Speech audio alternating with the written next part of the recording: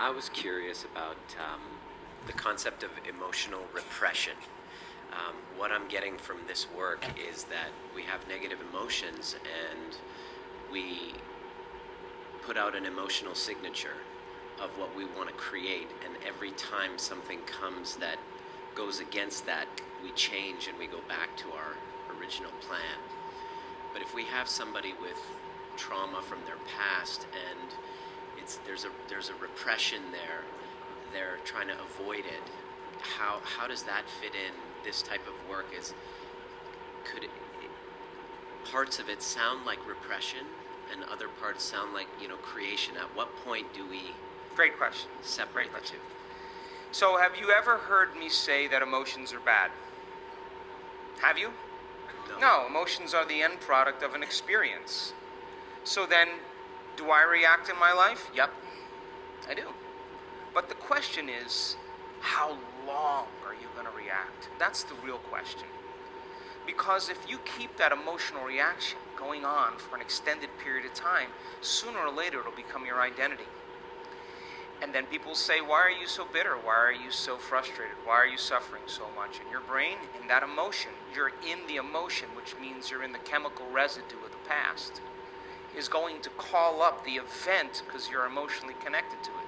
And you're going to say, I'm this way because of that past experience. So then, imagine what I do with people. We have people that have been abused. We have people that have been traumatized, that have been assaulted. We have people that have had very, very difficult pasts. And have you ever heard me say to revisit the event? Have you ever heard me say that? Never do we need to revisit the event, because once you do, you open the box. But what we want to do is overcome the emotion, because that's just what's lasting from the event. So you sit a person down, and the moment you sit them down, what do you think the body's going to do? It's going to look for something to recreate that emotion, because that's the person's identity. Are you with me still? So if I make the person, if I inspire the person to sit there, and they're sitting there, and all of a sudden they're noticing that they're hot, and they're irritated, and their stomach is twisting, and all of a sudden it's a group of sensations, a group of feelings that they have called all along frustration. But the different sensations, the moment you name it, it becomes an emotion. But what it is just bodily sensations. It's energy that's stuck in the body. So the body is looking to go back to the past. It's believing it's in the past. Are you with me still? So if the person becomes aware that their body is doing that, and like training an animal, allow the body to feel that emotion and then settle it down into the present moment. When you settle it down into the present moment, the body starts to trust the present moment and move out of the past. And there's a release of energy. Then the body goes, well, wait a second, what's going to happen in the next moment? And it starts doing that. And it starts to try and anticipate the future. And you settle the body back down into the present moment. And every time you do that, you're telling the body it's no longer the mind. That you're the mind, and your will is getting greater than the program. And all of a sudden, you start to lower the volume to that emotion. And when you begin to break the addiction to that emotion, the side effect of breaking that addiction is called joy. It's called freedom. All of a sudden, the body's saying, I don't want to be tormented anymore. Now, does that mean you shouldn't grieve over things that you lose? Grieving is a biological process. It's neural pruning. It's a death of circuitry. It's a death of emotions.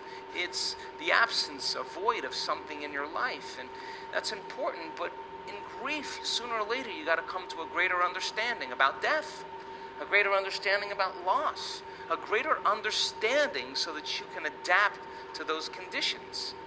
Every time I sit with someone and they start complaining about their life, and I let them go for a few minutes, and then I go, oh! You know what I say to them? You only complain about your life when it's not working. And the emotion that you're feeling right now is keeping you connected to the past. You never do this when your life is working. And so I don't have a problem with moving through the stages of emotions. But I also know that what a person really wants more than anything else is to be free.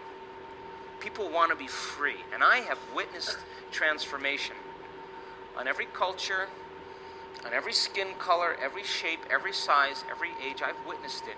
And the same radiance that takes place in a person's face, a light behind their eyes, a different physical presentation of their face is eminent, it's real. And that person has worked to overcome themselves. And so it's not that we shouldn't feel emotions, we should feel those emotions and feel them completely. And like a child, get over it though, and just let it out and then go. When we witness people analyzing their life within some disturbing emotion on the brain scans, over and over again, we saw their brain getting worse. Just worse. And I would go, excuse me, Hector, what the hell were you doing in there? Oh, I was just caught up with my ex and the kids. And well, I want you to know that that's making your brain worse. And so then when they start reasoning that, and they understand, I'm not going to give them the answer to their problems, because when a person is suffering, what are they looking for? They're looking for me to take them out of their suffering, and I can give them the answer, the correct answer to their problems, and they will argue against me. They will argue the entire time. No, but. And no, what I don't. I just say, take the ride with me. Give me 4 days. Give me 5 days. Cross the river. Get beyond yourself and get beyond that emotion. And the memory without the emotional charge is wisdom. And that's the name of the game. Because the soul can't go to the future. Can't create a new adventure. Can't journey back to source if you're living by some emotion that's keeping you in the past.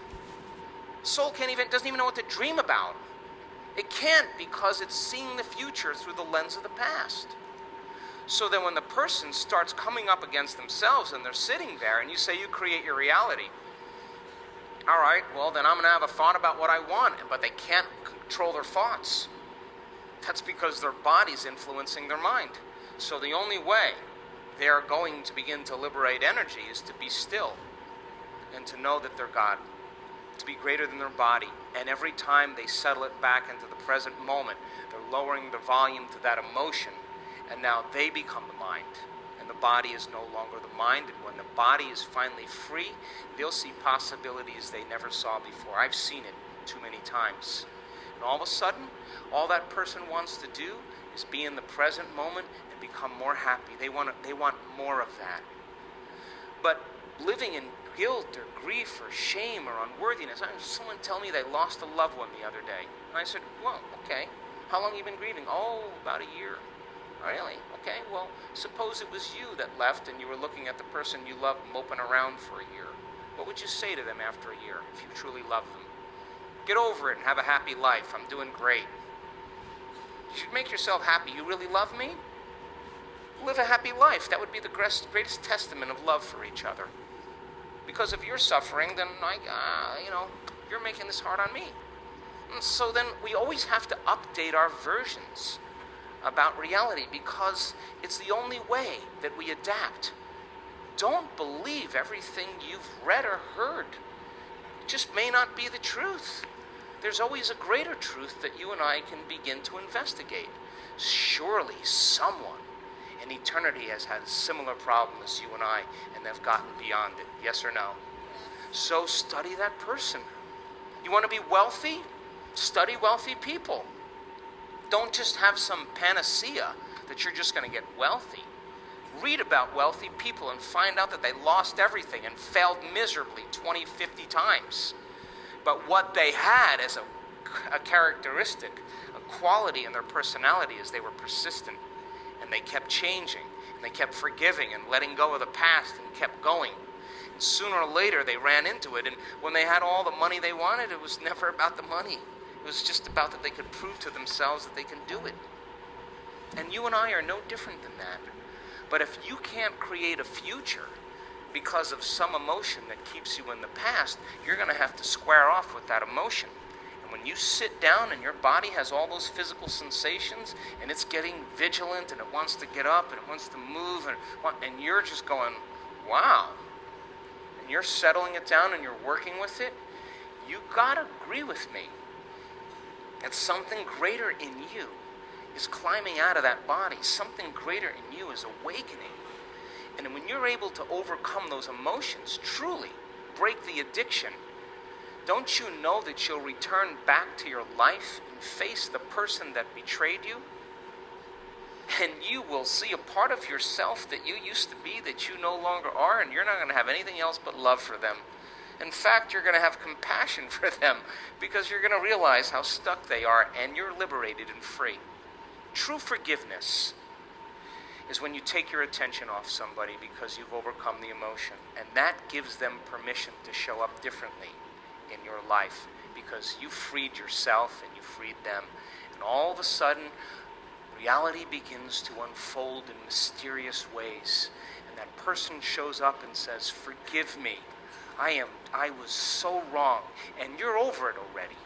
And you're just like, go on with it, man. I'm in a new life. I would have never been in this new life if you didn't betray me. Thank you.